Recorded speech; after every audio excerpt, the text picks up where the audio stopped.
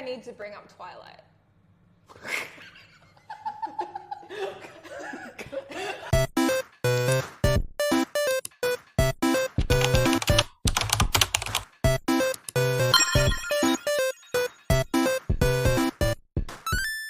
Welcome to the very first episode of Fangirl Channel. I am your host, Kayla, and I've got my occasional host, Alice.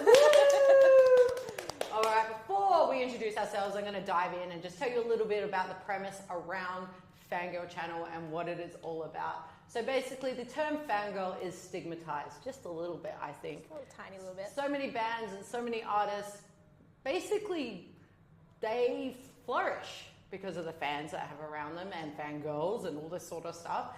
And then sometimes when they get too big and they get bigger, that whole idea of a fangirl gets a little bit demonized.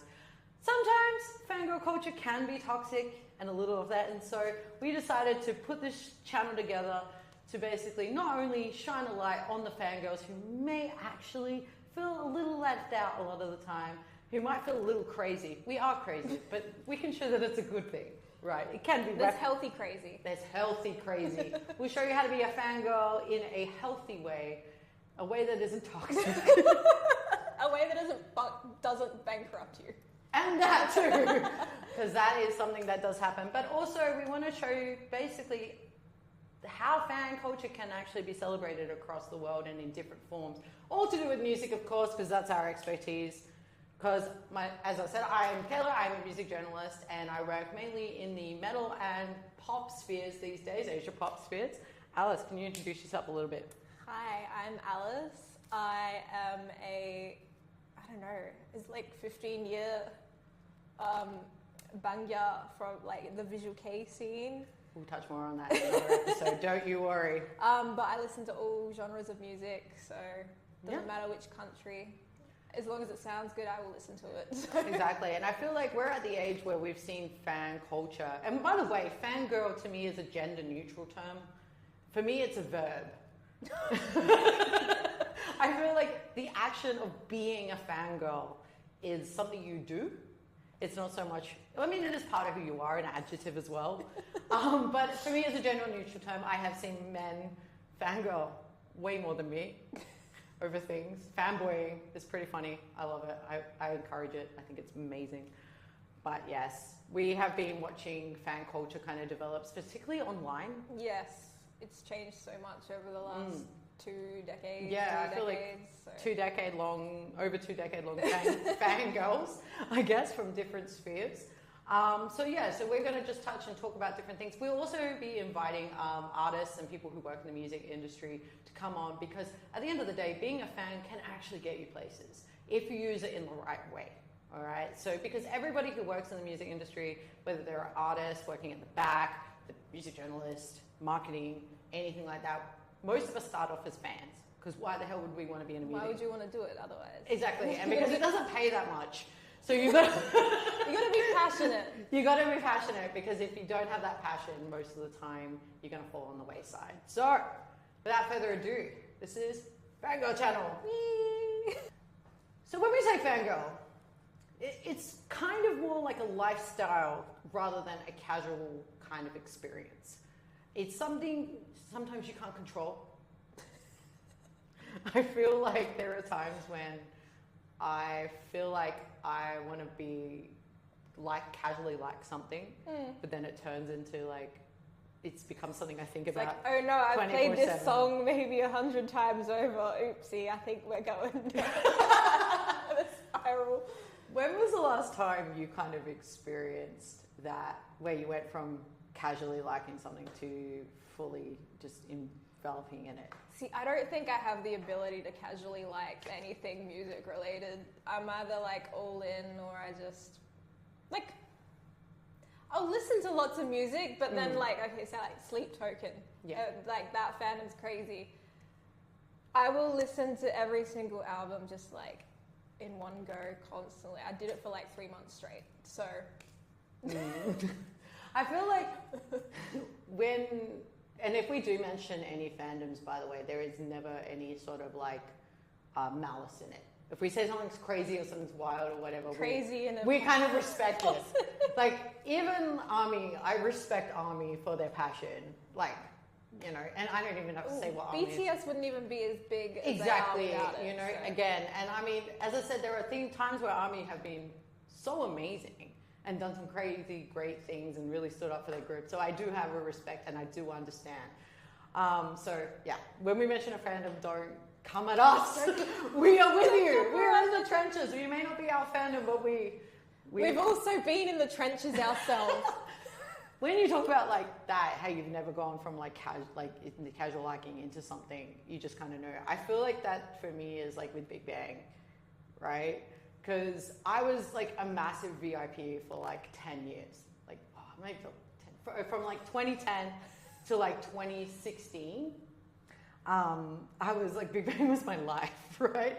So much about it. But then like I kind of distanced myself from Big Bang because I knew that we were all going to go in the military. Yeah. So I knew my heart was going to preparing yourself. And I couldn't afford to go see them when they came to Australia at that time because I was living out of home, working 4 jobs, and it just... So I kind of pulled away before my heart got broken.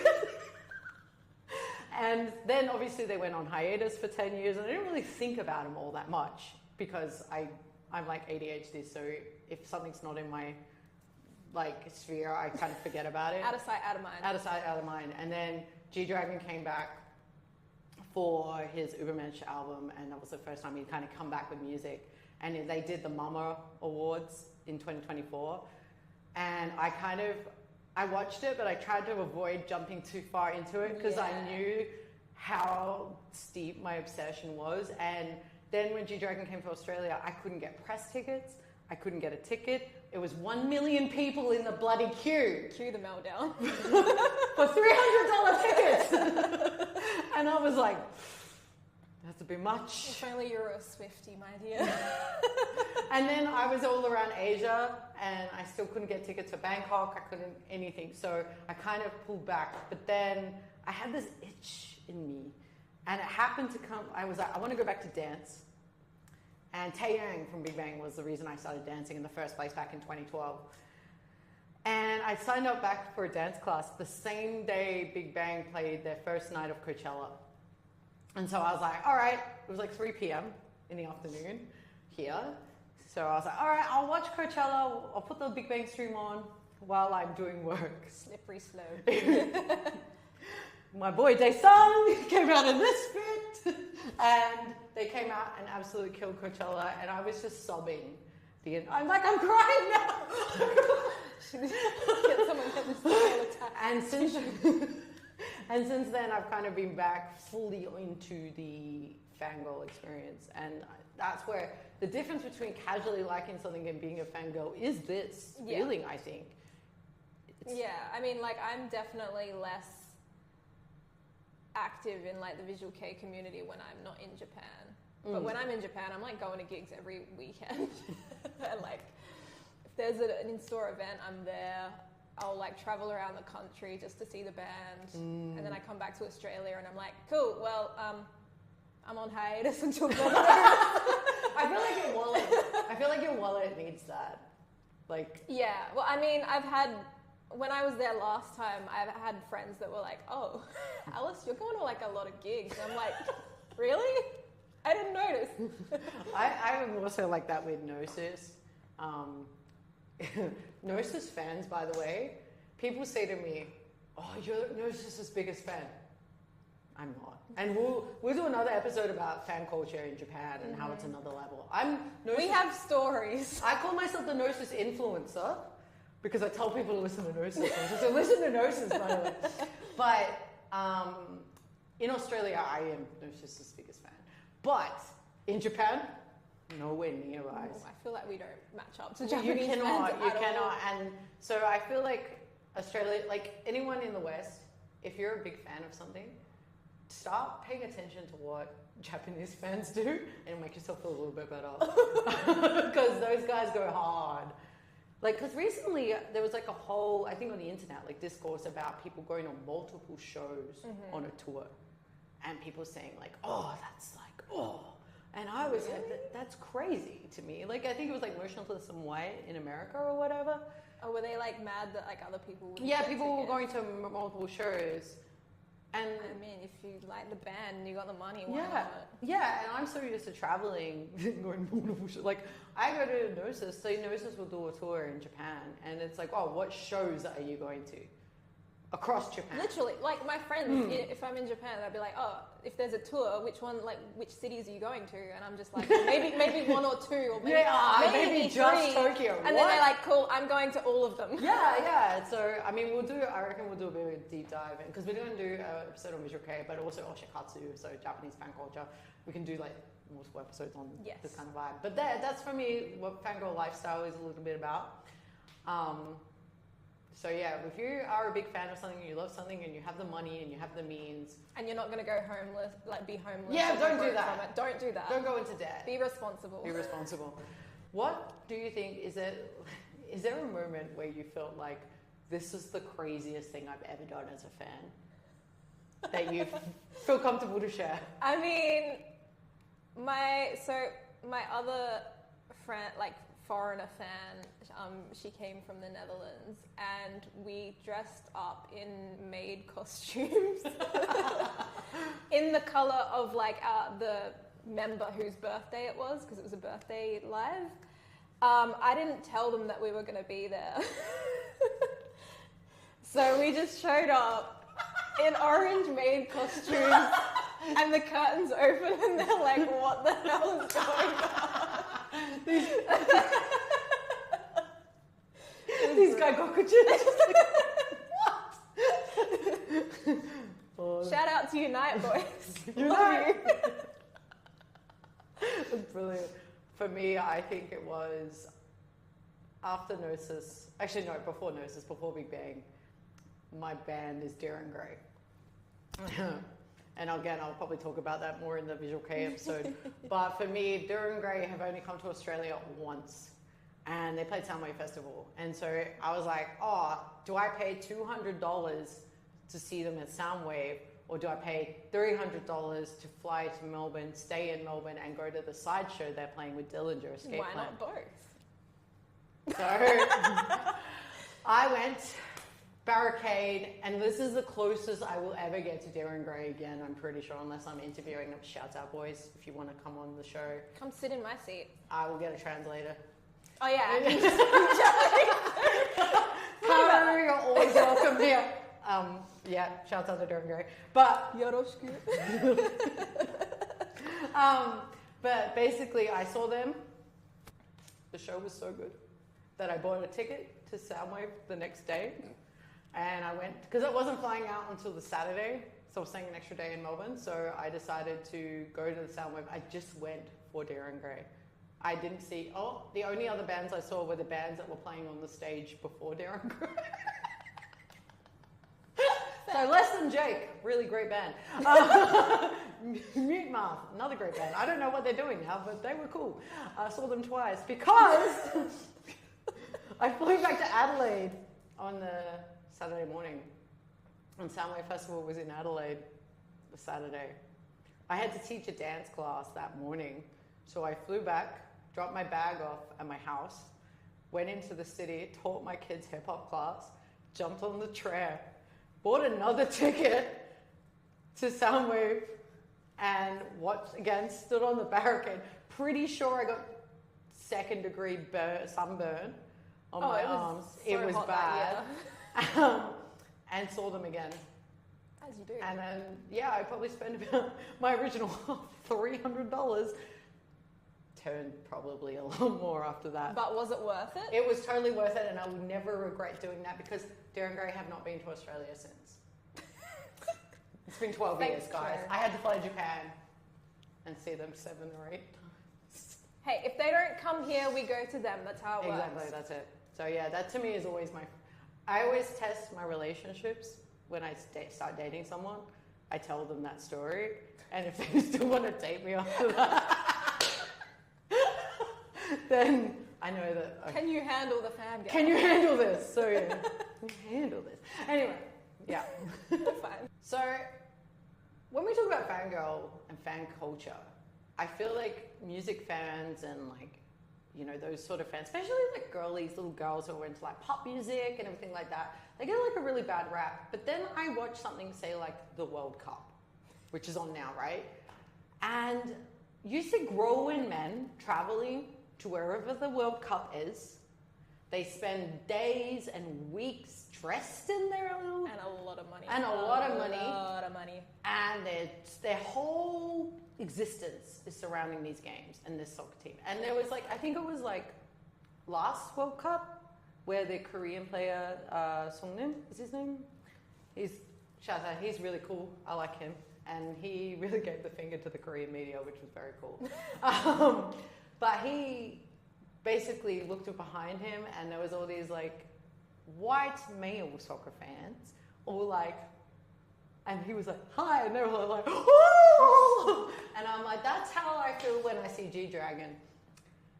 So I don't think there's much difference between like sports fans and... No, absolutely not. Absolutely not. Just the way everyone's reacting to Norway at the moment. Norway, yes. Can you just like talk about that a bit more? Because I haven't been watching the World Cup all that much. I have not been watching much either, but we did watch it at work the other day. Yeah. Well, that's the thing. How many people were like when Taylor Swift toured, right? Yeah. When they were like at work, were like trying to get tickets. Yeah, like and I was working at an Axron place when those tickets went on sale, and I remember a dad trying to like he was at the event as like he was at our work to do some like team bonding. It was like a corporate event, and he was on his phone trying to get Taylor Swift tickets for his daughters. Respect. But that's what I mean. It's kind of like people watching the World Cup. And it's not just World Cup. Like, think about like football. Like people get like AFL because we're in Australia. AFL, how people have their season members tickets and they travel interstate to go to games and stuff like that.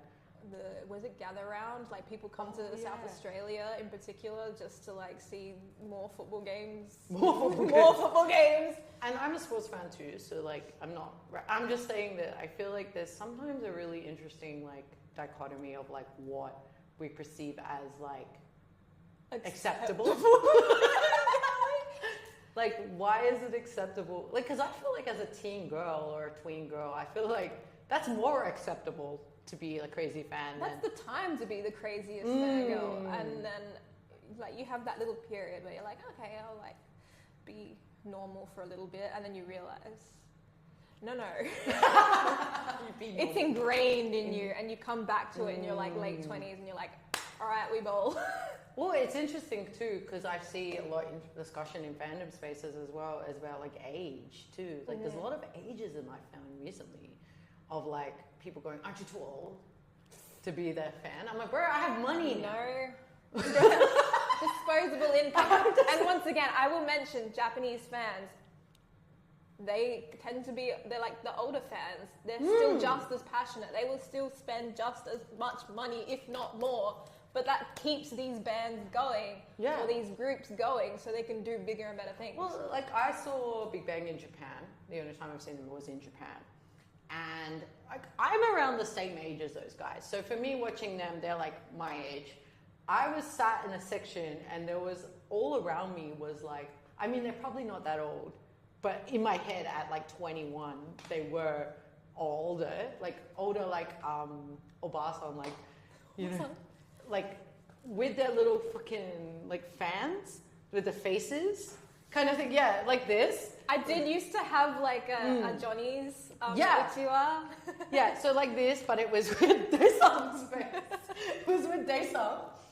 And I'm sitting there and they're doing all the chants. And because I didn't know like what fan culture in Asia was like. It was my first K-pop show. Oh, actually no, J-pop was my first. J-pop was a little different though. But like seeing that and I'm like, Gang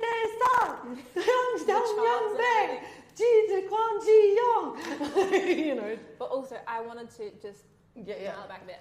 What you were saying about how the men are allowed to do their like fangirling, but then the women, like it's perceived as like immature or like kind of dumb. Do you think it's kind of like because, like to me, like I feel like there's like this dichotomy of like this association with if a woman is into something, it's because she wants to hook up with someone. Maybe. Like, but I think. oh, you only like them because they're sexy. Like, yeah, no shit. Like, have you seen Ville Velo? I mean, he's an incredible musician as well. But also, I mean, I saw this on a poster in like a door in Harajuku, and I was like, that's my man. I was like, oh. But like, yeah, I just find it odd that it's always like whenever a female or a group of females likes a particular like fandom or something, it's always perceived as like more immature or just not taken seriously, whereas football and anything like kind of male oriented is very like respected, or it's seen as normal. I actually think the best case, like the best example of this in the music community is actually Bring Me the Horizon. Yeah. So people like to shit on Bring Me the Horizon's fans a lot, particularly the newer era of fans, because they're like, oh, you know, the girls that listen, like, and they're like, oh, you know, they're soft stuff now. Oh, if they listen to the deathcore stuff. I don't Plot twist. And you know what? The thing is, I think a lot of these people who say this were not around when Bring Me the Horizon 100%. were playing deathcore, because if you were in the metal community when Bring Me the Horizon came out with their deathcore stuff, the metalheads were calling them pussies and many homophobic slurs. Yeah. It was literally girls and really skinny emo wearing girls' jeans wearing boys that liked Bring Me the Horizon at the start. Right? It was guys with the fringe and the scene kids and Scene like kids. MySpace, and I think Ollie mentioned this in an interview like literally a few days ago, and he's like, without that fandom in the beginning, Bring Me the Horizon wouldn't be here today. Exactly. And so when everyone says like, I'm gonna show her old Bring Me the Horizon, I'm like, bro, you weren't listening to old Bring Me the Horizon. Your girlfriend was. Like, no, sorry, the girl you wished you dated was. Because I went to see Bring Me the Horizon with my brother. Like, my brother was a skinny jean wearing boy back in the day, and I went, and I was a metalhead. Like I wasn't a deathcore. Like, I liked metalcore, but I was like, I like metalcore. Shh, don't tell anyone. Because I listened to Scandinavian death metal, and I did. Slayer! Slipknot! No, Slipknot were pussies back then. Slayer! You know, so that was the thing. I came from that kind of pick-me-isha type vibe. My brothers made me listen to Rammstein ever since I was a baby, so that's my background. My mom made me listen to Rammstein. My mom... It really suits the baby. So... But yeah, my brother and I went to go see Bring Me the Horizon because I was a big Bullet for My Valentine fan, right? Because they shredded. They're like, and I was like, yeah, I like that stuff. And Bring Me the Horizon were opening for Bullet for My Valentine at that time. Crazy to just think about that now. And my brother was a Bring Me fan. What year was this? I think it was the year that they released There's a Hell, I'd Been There, that album. Yeah. It's 2010. When Jonah was playing with them. Yep. Because I liked that album. At that time, I wasn't really into like Bring Me the Horizon at all. I wasn't even listening to like English music at that point. I was like fully in the. I was into I was like shredding, like any music that had like absolute ridiculous shredding into it, and that's why I liked Bullet. And most of the fans there who were Bring Me fans were girls. They were with their Drop Dead t-shirts and all like that. And so I feel like there's such a revisionist history when it comes to... That's a good point. I didn't think of that. Yeah, Bring Me the Horizon. And then obviously they got softer, or like softer. I think they just got more musical. They just evolved. They just got more... That's the thing. They became better musicians. God forbid.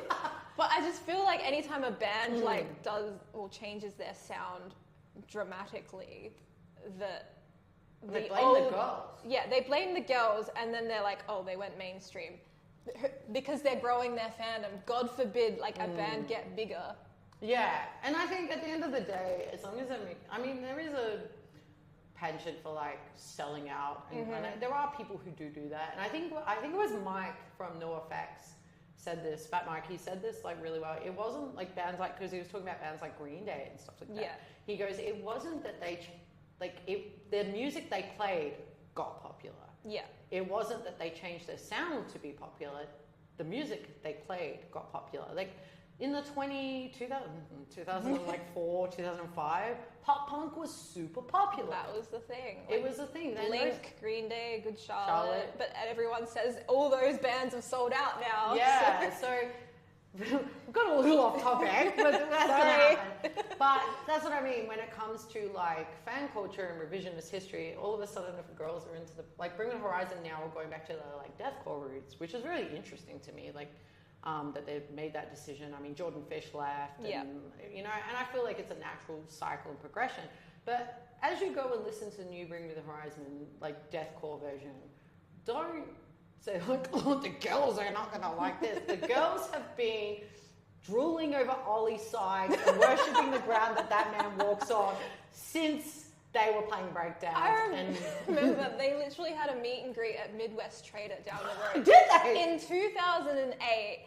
And like so many of my friends from school wagged that day just to go meet him. Wow.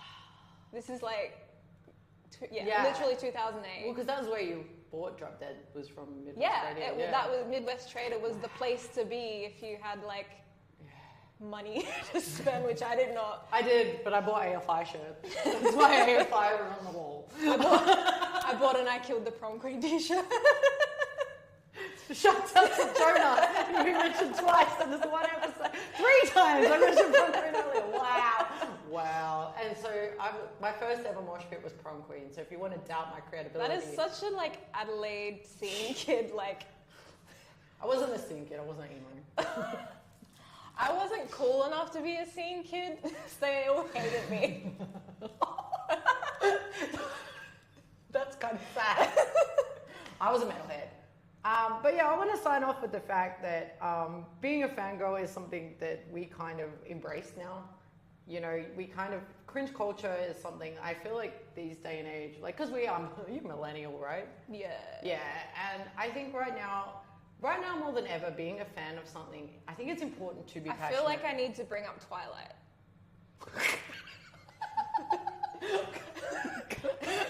So like, I have reasons. Go for it. I have reasons. All right. Okay, so Twilight, 2008. Yep. Everyone was obsessed with Edward or Jacob. But it was cringe, right? Because of the fangirls, blah, blah, blah, blah, blah, whatever. A few years later, we forget about it and we're like, oh no, like I never liked Twilight, blah, blah, blah, blah. And then, in the last maybe say 5 years, I feel like everyone's circled back. And now they're accepting it and embracing it. This has happened to me. I went back to university as someone in my 30s, which is a humbling experience in many ways. Great experience, but I had, like, I'm in the university club, so Fangirl Radio every Wednesday night. Shouts out, plug that. Listen to it. Unicast. Basically, I was with the Unicast crew, and, like, they're young. They're, like, 19, 20, 21. So one of the boys in the group said to me, because he had started watching Twilight, right? A man of culture. A man of culture. Shouts out to you, Trev. Trevor, lovely. But he said to me, and I said to him, oh, yeah, I was 18 when Twilight came out, right? And he goes, how was it like living when Twilight was in the cinema? God. And I was like, it was an experience, because I'm the same age as Taylor Lautner, right? Oh my God, true. Yeah, and so basically he was like, I remember him being like sexualized as a 17-year-old. And again, this is where fan culture goes a little bit off, because some of those ladies, I was like, really, bit inappropriate. But yeah, it's like, I was in the Philippines at H&M and they had Team Edward, Team Jacob They t-shirts. have them at JJ's at the moment. If you can find a JJ's in Adelaide, Jesus, Harbour Town. I saw them at Harbour Town the other day. They've got like Team Edward hoodies again. But that is a perfect point. It is. I think circle back around. And like, for me, like, I was a K-pop fan back in 2010, right? And now I'm seeing K-pop everywhere.